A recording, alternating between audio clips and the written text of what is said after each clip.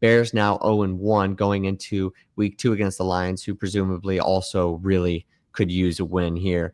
What are we thinking about Caleb Williams and the discourse around it? A lot of people are already kind of jumping ship a little bit. A lot of different talk about how he is as a leader, his character on the Bears. What's your read on that?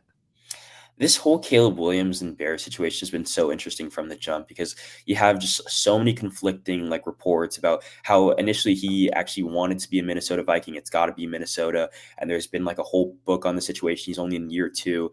There was like that whole situation where his dad didn't want him to go to the Bears, and like maybe not rightfully so, but like the Bears and quarterbacks have just never got along, right? He was like he was easily their best like rookie quarterback by the stats, like I think over 3,600 passing yards, and in general didn't look like it looked like you had something to work with. But if Ben Johnson can't figure you out on offense, there is like some cause for concern. And I don't think that Bears fans were particularly happy with his play past that first drive in game 1.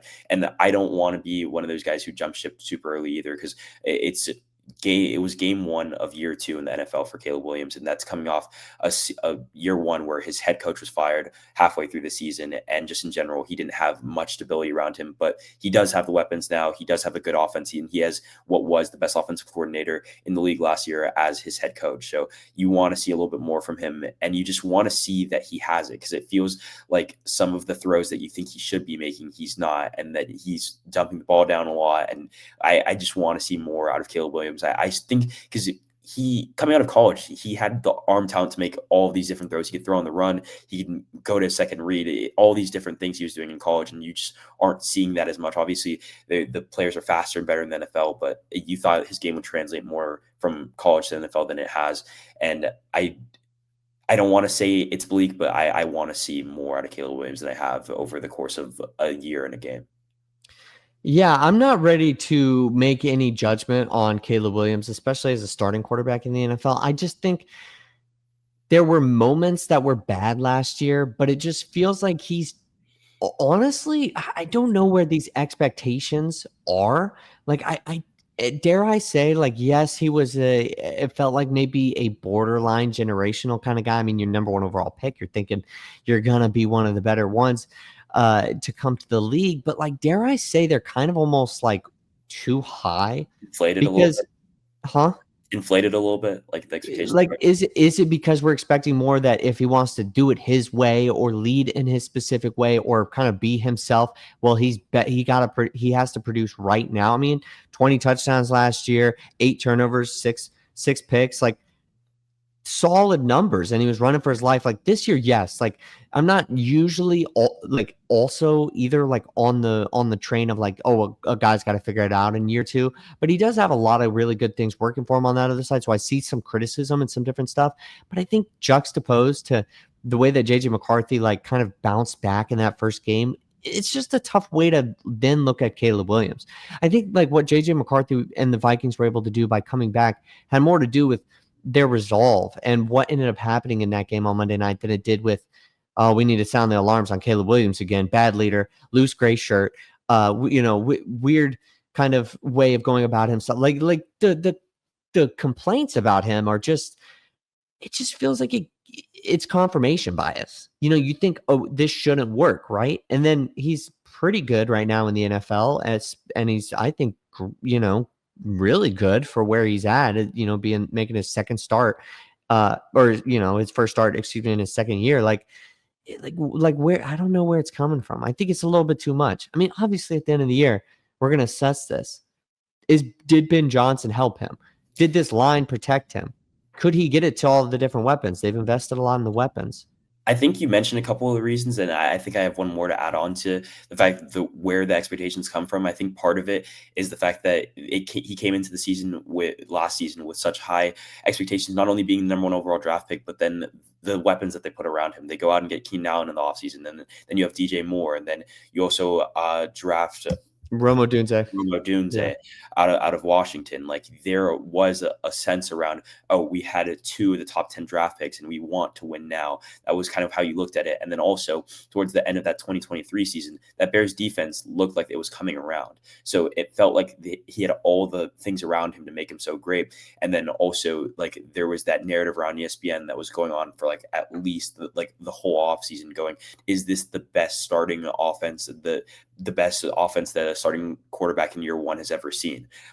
And then that whole narrative that got floated around for forever. So I think that's partially where it came from. And then also I think it's partially what you mentioned about like him doing it his own way and him just like being a little bit controversial with all the antics that he kind of riles up around him. I think a lot of people just don't like him as a person, then everybody's willing to turn on him super quickly.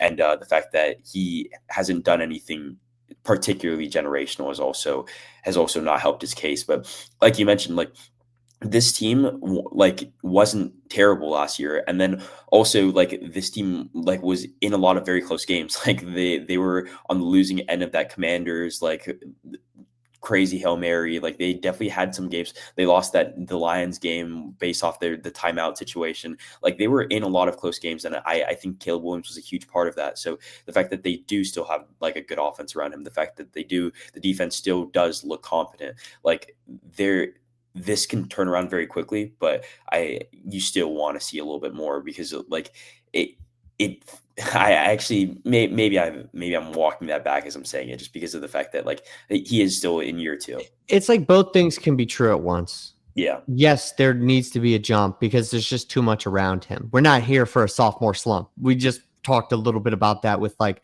Jaden Daniels, and we talked about it the other day with CJ Stroud. Like we're not here to see that, but we're also not here to say like if they don't make the playoffs, this was a failure, or if they don't make the playoffs, it was because of him. Like we just take it game by game. Also, I mentioned this just a second ago, but just to reiterate, like here too, this Vikings team is good.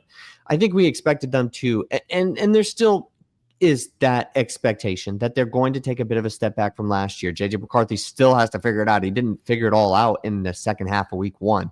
Like, but the way that first half looked, the way that first part of the game looked, I think everybody kind of thought that they were on a certain path, and then it kind of just got ripped away from them. So I think that's also a really interesting dynamic of like how it changes the perspective on how you look at some of these players. But this is also about week two. I just wanted to get a really quick point in too, and ask you about the Lions. They were 0-1, or they are 0-1, had that big loss against the Packers. This is a pretty big spot here too. I think a lot of people are going to be asking questions if they're 0-2, and it's very possible that could be the case.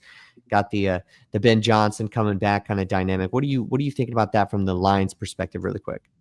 Yeah, I mean, it's definitely a bounce back spot for the Lions, and I think it needs to be a big game from that whole offense because it just looked absolutely atrocious in week one. Didn't feel like they could get anything going for them like at any point in the ball game. There was like a little bit of a late game surge, but that Green Bay defense, which we have seen is like not only much improved, but probably one of the best units in the NFL. Probably like give them a little bit more than they were bargaining for. But I think that like the Lions have to look at this game as, or may not have to, again, this is like, we're speaking very like harshly for the first 2 weeks of the season, but this is definitely a spot where you'd like to see an offense that features so much talent look to bounce back. And I think that they can. This Lions team, even without their coordinators, was a 50, like, they're 15. They're coming off a 15-win season, and despite the fact that they do have a lot of injuries still, they are a very good team. And I'd like to see. I ideally like to see a win out of this Lions team this week.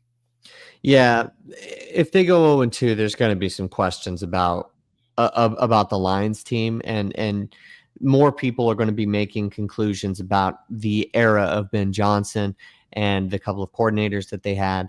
And they were going to want to lay the hammer down on Jared Goff and what he can be as a franchise QB for the Detroit Lions the rest of the way.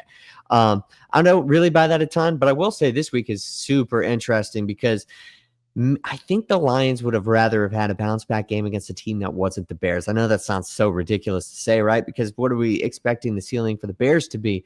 But I'd imagine the conversations that Ben Johnson is having with his DC are probably like, if they haven't changed certain things, I know what's coming. Mm-hmm. I know what they're doing. I know what to see. Obviously, you're thinking, the Lions didn't really show out in week one. They've obviously changed some stuff, but that dynamic I think is really cool and a major advantage for the Bears if that actually kind of exists at all when they play here on Sunday. Like that could be a big thing. So if he sees something and prevents the Lions from bouncing back, that could be really beneficial for the Bears and just a sucky spot for the Lions. But I'm not going to count them out if they go 0-2 either. And I'm low on the Lions.